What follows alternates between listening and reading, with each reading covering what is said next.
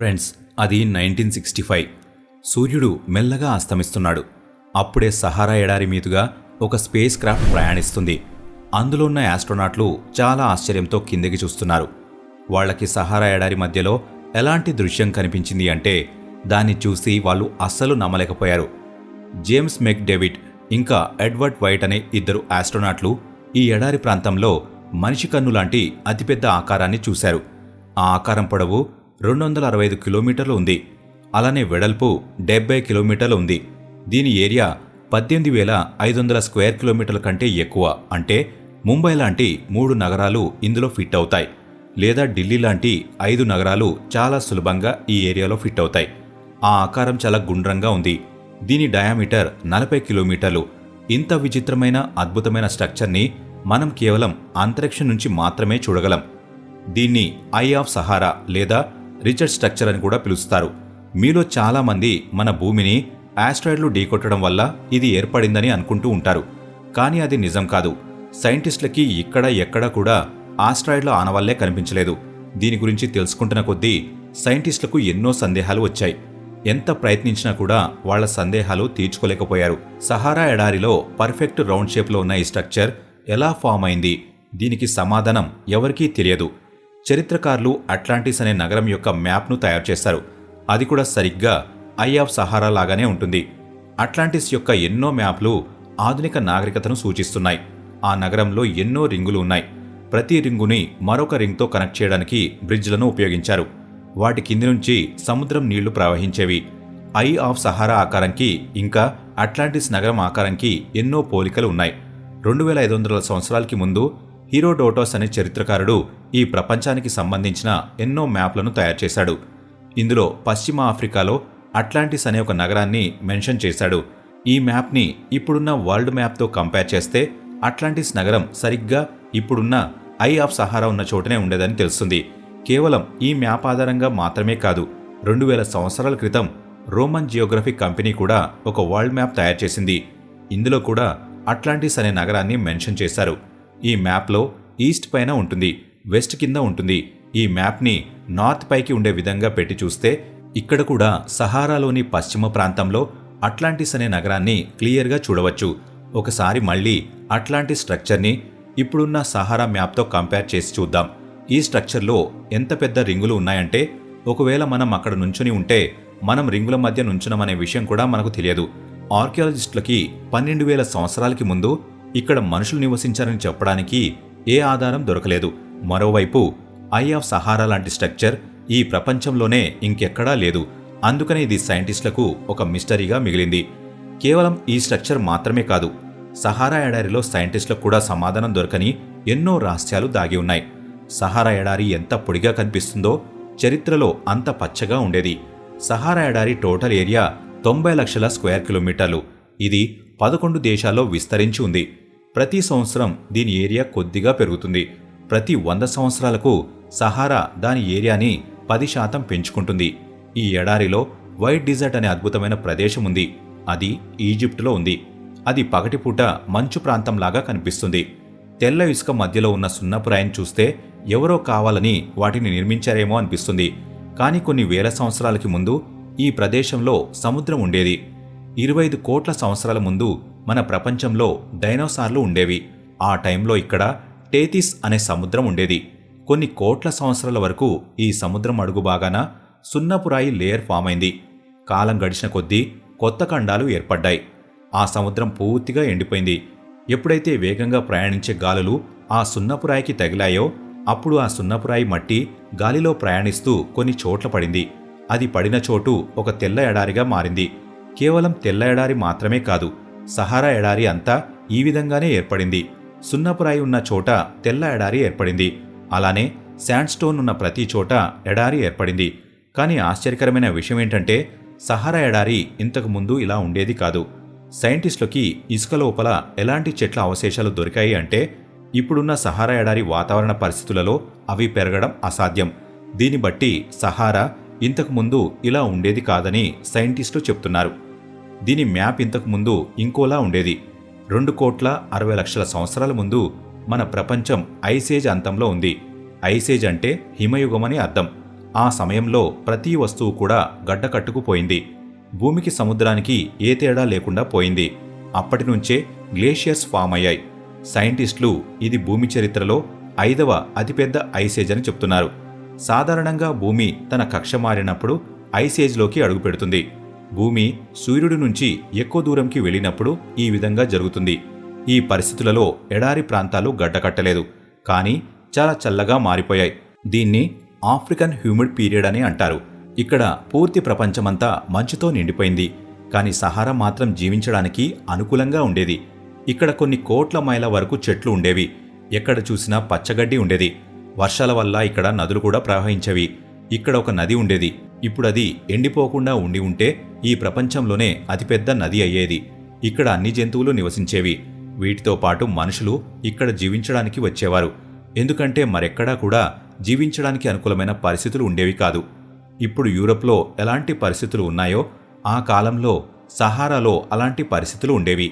అక్కడ వ్యవసాయం అనుకూలించే వాతావరణం ఉండేది. అలానే జంతువులను కూడా పెంచవచ్చు. మన మనుషులు జీవించడానికి ఏ లోటు ఉండేది కాదు. సరిగ్గా 2.5 కోట్ల సంవత్సరాల పాటు సాగిన ఈ ఐసేజ్ 11,000 సంవత్సరాలకి ముందు ముగిసింది. భూమి యొక్క ఉష్ణోగ్రత -60 దగ్గర నుంచి పెరుగుతూ వచ్చింది. మంచు లేయర్ పూర్తిగా కరిగిపోయింది. అలానే సముద్రం పైన ఉన్న మంచు కూడా కరిగింది. ఆ తర్వాత కొన్ని వేల సంవత్సరాల వరకు సహారా జీవించడానికి అనుకూలంగానే ఉంది. కానీ 6,000 సంవత్సరాల తర్వాత సహారాలోని పచ్చదనం పూర్తిగా తగ్గిపోతూ వచ్చింది. సహారాలోని చెట్లు పూర్తిగా ఎండిపోయాయి. కింద ఉన్న ఇసుక మళ్లీ గాలితో కాంటాక్ట్లోకి వచ్చింది. కొన్ని కోట్ల సంవత్సరాలకి ముందు నైల్ నది ఇప్పుడు ప్రపంచంలోనే అత్యంత పొడవైన నదిగా నిలిచింది. 7,000 కిలోమీటర్ల పొడవైన నది సౌత్ ఆఫ్రికాలోని యుగాండాలో మొదలై సహారా మధ్యలో నుంచి ప్రయాణించి ఈజిప్ట్ దగ్గర ఉన్న మెడిటేరియన్ మహాసముద్రంలో కలిసిపోతుంది. ఎప్పుడైతే నార్త్ ఆఫ్రికా ఎడారి ప్రాంతంగా మారిందో ఇక్కడ నివసించే ఈజిప్ట్ ప్రజలు బతికి ఉండడానికి కేవలం నైల్ నది మీద మాత్రమే ఆధారపడేవారు. వాళ్లు అసలు నైల్ నది నీళ్లు ఎక్కడి నుంచి వస్తున్నాయని తెలుసుకోవాలని ప్రయత్నించారు.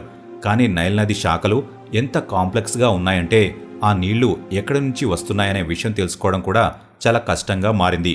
ఈ కారణం చేతనే ప్రాచీన ఈజిప్ట్ ప్రజలు నైల్ నదిని పూజించడం మొదలుపెట్టారు. వాళ్ల దృష్టిలో ఇది ఒక రహస్యమైన నది. దాని సోర్స్ ఏంటో ఎవరికీ తెలియదు. కానీ మోడర్న్ ఏజ్లో కూడా నైల్ నది నీళ్లు ఎక్కడి నుంచి వస్తున్నాయన్న తెలుసుకోవడానికి ఎన్నో ఎక్స్పెరిమెంట్స్ చేశారు. నైల్ నది పూర్తిగా 11 దేశాలలో ప్రవహిస్తుంది. ఇది అమెజాన్ నది కంటే 200 మీటర్లు చిన్నది.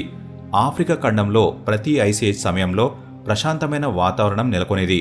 సహారాలో ఎక్కువ వేడి ఉండదు, ఎక్కువ చలి ఉండదు, సాధారణ ఉష్ణోగ్రత మాత్రమే ఉండేది.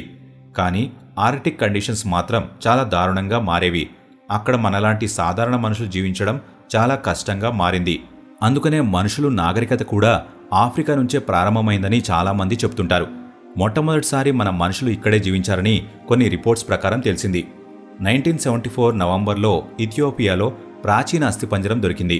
ఆ అస్థిపంజరం కేవలం 40% మాత్రమే మిగిలి ఉంది.